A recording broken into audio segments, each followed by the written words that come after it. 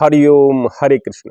विवाह गरीब लड़की से करें या अमीर लड़की से, यह एक महत्वपूर्ण प्रश्न है, लेकिन इससे जुड़े हुए कुछ और भी महत्वपूर्ण प्रश्न हैं, उन्हें क्रम से आपके सामने रखते हैं। सबसे पहला प्रश्न है कि विवाह कब करें।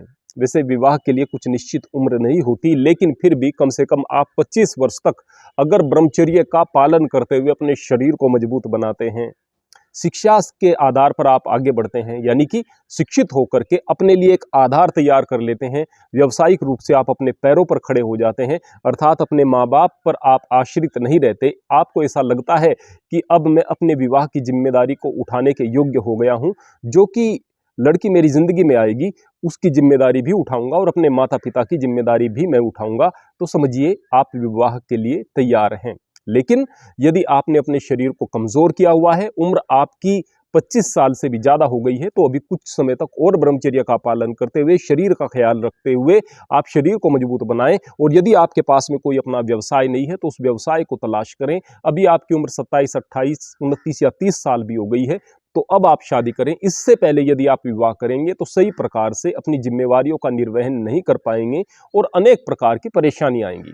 अब सवाल यह आ जाता है, जो हमारा मुख्य सवाल है, कि विवाह गरीब लड़की से करें या अमीर लड़की से। आप एक बात देखिएगा कि जीवन में आदमी को अच्छा करने का अवसर बार बार नहीं मिलता। यदि आप किसी एक इंसान की भी जिंदगी को खूबसूरत बना देते हैं, तो फिर इससे बढ़कर और क्या बात हो सकती है।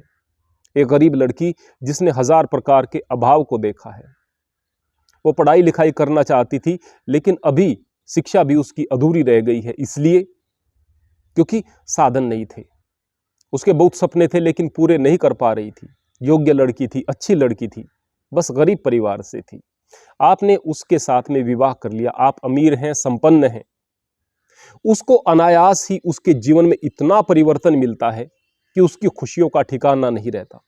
उसकी योग्यताओं को परवाज मिल जाती है, पंख मिल जाते हैं। तो निश्चित रूप से आपके प्रति प्रेम और समर्पण भी ज्यादा होगा, और आपने एक अच्छा कार्य किया है, इस चीज से आपके दिल में तसल्ली भी ज्यादा रहेगी। और यदि वह आपकी जिंदगी में आकर कुछ अच्छा करना चाहती है, तो आपकी जिंदगी को स्वर्ग बना सकती है। जिस दहेज के चक्कर में या जिस स्टेटस के चक्कर में आप अमीर घर में विवाह करते हो, उससे कहीं ज्यादा स्टेटस आपका ऊंचा वह बना सकती है, और उससे ज्यादा जितना आप दहेज के चक्कर में थे, उससे ज्यादा कमाई का कारण बन सकती है या कमा सकती है। तो स्वाभाविक तौर पर एक गरीब बच्ची से विवाह आपके लिए ज्यादा बेहतर होता है।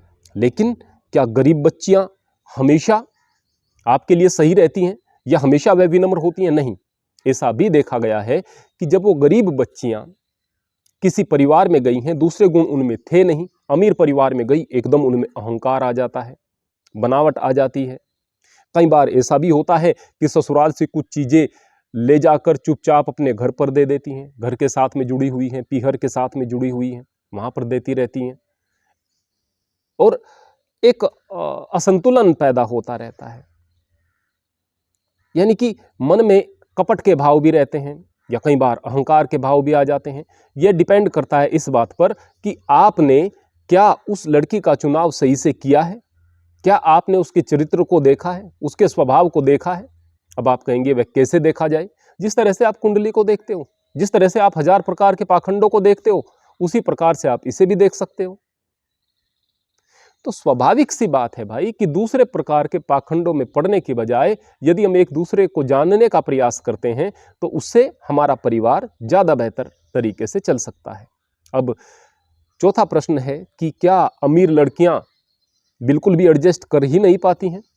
अगर मान लिया आप थोड़ा सा डाउन पोजीशन में हैं आर्थिक रूप से, और आपने अपने से बेहतर घर से लड़की को ले लिया है, वह लड़की आई है, संस्कारवान लड़की है, अच्छी लड़की है, अपने माँ बाप की इज्जत को बचा कर रखने वाली लड़की है, पति से प्रेम करने वाली लड़की है, हो सकता है ऐसा। वह तो एडजस्ट कर पा रही है किसी हद तक, क्या आप कर पाएंगे? कल बच्चे होंगे, वे अपने मामा जी के यहाँ पर जाएंगे, जिस तरह का स्टेटस वहाँ पर देखते हैं उस तरह के स्टेटस की मांग करेंगे। आप उसको वो स्टेटस देने के लिए अपने बच्चों को, बच्चे हैं समझेंगे थोड़े ही, कितना परेशान होंगे। शादी ब्याह में जब रिश्तेदार इकट्ठा होंगे, वहां पर उस स्टेटस को मेंटेन करने के लिए आप कितना परेशान होंगे। ये परेशानियां बार बार आएंगी, और अलग अलग रूप में ये परेशानियां आकर एक नए विवाद को भी जन्म दे सकती हैं। नई नई प्रकार की परेशानियों को जन्म दे सकती हैं। दूसरे, उस लड़की को भले ही वह खामोश रहे, बहुत सारी चीज़ों को एडजस्ट करना पड़ा है। गरीब लड़की आकर के खुश हुई थी कि मुझे बहुत चीज़ें मिल गई, और अमीर लड़की जिस घर में, जिस तरह से, जिस जीवन शैली के साथ पली बड़ी थी, उसको छोड़ना पड़ा है। कुछ न कुछ तो तकलीफ हुई है, इस बात में कोई शक नहीं है। अब 5वां सवाल कि आस्थावान और पूजा पाठ करने वाली लड़कियां ज़्यादा बेहतर रहती हैं या फिर पढ़ी लिखी और आधुनिक। सबसे पहले मैं आपको बताऊं कि लड़की तो वो बेहतर रहती हैं, या लड़के भी वही बेहतर रहते हैं जो आस्थावान भी हों और पढ़े लिखे भी हों। ऐसा हम क्यों समझ लेते हैं कि आस्थावान होगा तो पढ़ा लिखा नहीं होगा?